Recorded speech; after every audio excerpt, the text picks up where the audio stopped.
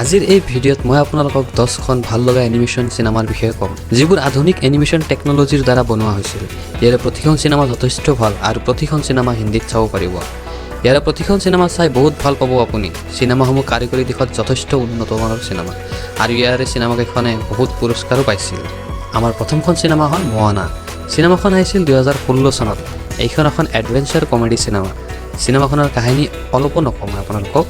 চিনেমাখন নিজে চাব আৰু ইয়াক উপভোগ কৰিব। চিনেমাখনে অলপ সময়ৰ কাৰণেও আপোনাক বৰ নকৰিব।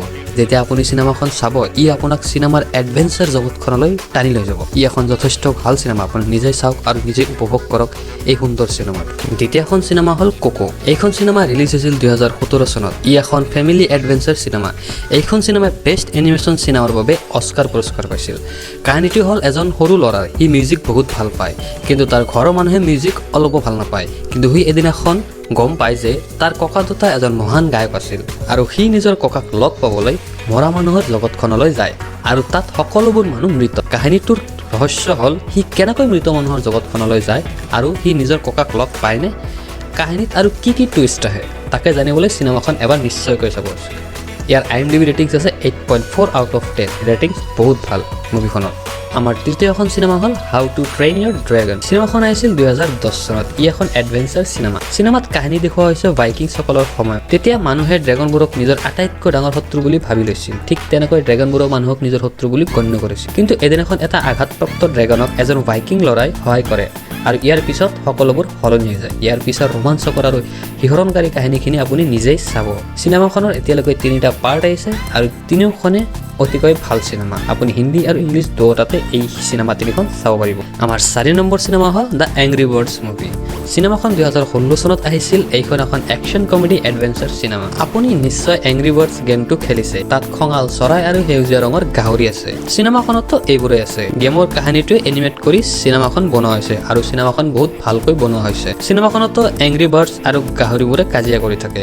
ইজনতকৈ আনজন বেছি শক্তিশালী বুলি দেখুৱাব বিচাৰে। চিনেমাখন হাঁহিৰ খৰাকেৰে পৰিপূৰ্ণ, ফুল অফ কমেডি। এতিয়ালৈ ইয়াৰ 2টা পাৰ্ট আহিছে আৰু 2টা পাৰ্টে হিন্দী আৰু ইংলিছ দুয়োটা ভাষাতে উপলব্ধ।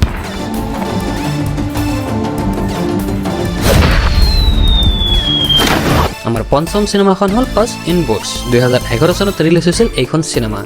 ই এখন একশ্যন কমেডি এডভেঞ্চাৰ চিনেমা। চিনেমাখনৰ কাহিনী হৈছে এজন চোৰ মেকুৰী, তাৰ বন্ধু কণী এটা আৰু এজনী চোৰ মেকুৰী। তিনিও মিলি নিজৰ হেৰুৱা সন্মান ঘূৰাই পাব বিচাৰে। কোনোৱে নিজৰ মাকৰ চকুত হিৰো হ'ব বিচাৰে আৰু কোনোৱেও নিজৰ চহৰখন বচাব খোজে। চিনেমাখন কমেডিৰে পৰিপূৰ্ণ আৰু লগতে বহুত ৰোমাঞ্চকৰ। মই গোটেইখিনি কাহিনী নকওঁ আপোনালোকক। পুনৰবাৰ কৈছোঁ চিনেমাখন যথেষ্ট ভাল আৰু যথেষ্ট উন্নত মানৰ।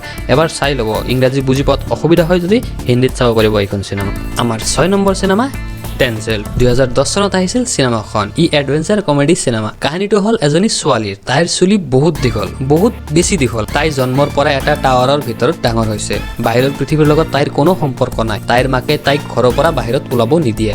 কিন্তু এদিনাখন এজন চোৰ আহে ঘৰটোত আৰু তাইক লৈ যায়। বাহিৰত আহি তাইক গম পায় বাহিৰৰ পৃথিৱীখন কেনেকুৱা আৰু বাহিৰত আহি তাই এইটো গম পায় আচলতে তাই কোন, ক'ৰ পৰা আহিছে, তাইৰ প্ৰকৃত পৰিচয় কি। এই সকলোবোৰ গম পাব চিনেমাখন চালে। চিনেমাখনত গোটেই যাদু আৰু এডভেঞ্চাৰেৰে পৰিপূৰ্ণ। करते रहना ठीक है। वैसे आज मेरा जन्मदिन भी है, बस ऐसे ही बता रही हूँ।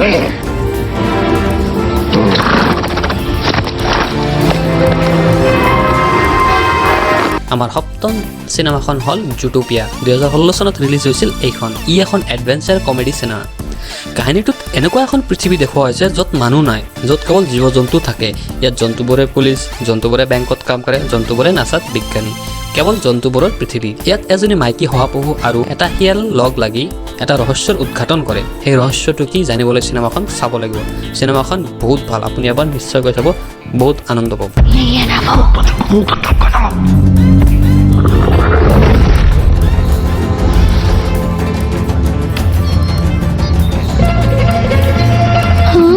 मिस्टर बेग, मोटा भाई थोड़ी सी गलत है। ये बस एक झूठ। আমাৰ অষ্টম চিনেমাখন হৈছে ৰাকেট ৰাল। ই ৰিলিজ হৈছিল 2012 চনত। ই এখন ৰোমাঞ্চকৰ কমেডি চিনেমা।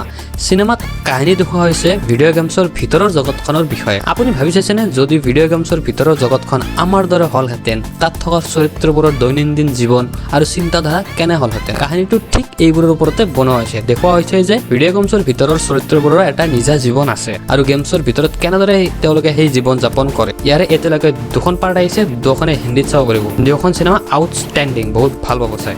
আমাৰ 9 নম্বৰ চিনেমা হ'ল টয় ষ্টৰী। 1995 চনত এইখন চিনেমা ৰিলিজ হৈছিল আৰু এতিয়ালৈকে ইয়াৰ 4খন পাৰ্ট আহিছে। ই এখন ৰোমাঞ্চকৰ কমেডি চিনেমা।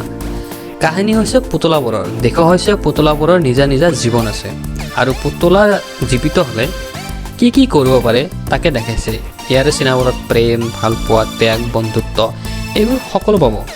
सिनेमाখন অতিকৈ ভাল সিনেমা। हम फिर से उसी जगह आ गए। तुम्हें सभी गलियां एक जैसी क्यों लगती हैं? हम भटक गए हैं। पीछे लो, पीछे लो।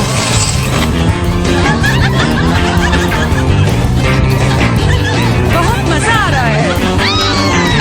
আমাৰ 10 নম্বৰ চিনেমা হ'ল ডেস্পিকেবল। ই আহিছিল 2010 চনত। ইয়াৰ মুঠ 3খন চিনেমা আহিছে এতিয়ালৈকে। ই এখন কমেডি ফেমিলি ড্ৰামা চিনেমা। কাহিনী হ'ল এজন চোৰৰ। তেওঁ চুৰি কৰে যাতে চোৰৰ সমাজত তেওঁৰ নাম বহুত ডাঙৰকে লয় বা বহুত ডাঙৰ হয়, কিন্তু বহুত সময় ধৰি সি ডাঙৰ চুৰি কৰা নাই। সেইবাবে সি এবাৰ ডাঙৰ চুৰিৰ বাবে প্লেন বনায় যাতে চোৰ সমাজত তাৰ নাম বহুত বেছি নাম হয়। সি এবাৰ প্লেন কৰে চন্দ্ৰটো চুৰ কৰা। তাৰ চুৰি কাৰ্য সফল হয়নে সেইটো জানিবলৈ চিনেমাখন চাব লাগিব। চিনেমাখন হাঁহিৰ খৰাকেৰে পৰিপূৰ্ণ হৈ আছে, চাই বহুত ভাল পাব আপুনি। আজিলৈকে সামৰিছোঁ। জানো আৰু বহুত কেইখন ভাল ভাল এনিমেশ্যন চিনেমা মই এইটো লিষ্টত লোৱা নাই। গোটেইবোৰ ক'বলৈ গ'লে ভিডিঅ'টো বহুত দীঘল হ'ব। ইয়াৰ পৰৱৰ্তী খণ্ডত মই বাকী কেইখন ভাল লগা এনিমেশ্যন মুভিৰ বিষয়ে আপোনালোকক নিশ্চয় জনাম। যদি ভিডিঅ'টো চাই ভাল পাইছে তেন্তে লাইক কৰিব, শ্বেয়াৰ কৰিব আৰু এনেকুৱা কণ্টেণ্ট চাবলৈ চেনেলটোৰ লগত জড়িত হৈ থাকিব, ছাবস্ক্ৰাইব কৰিব। ধন্যবাদ।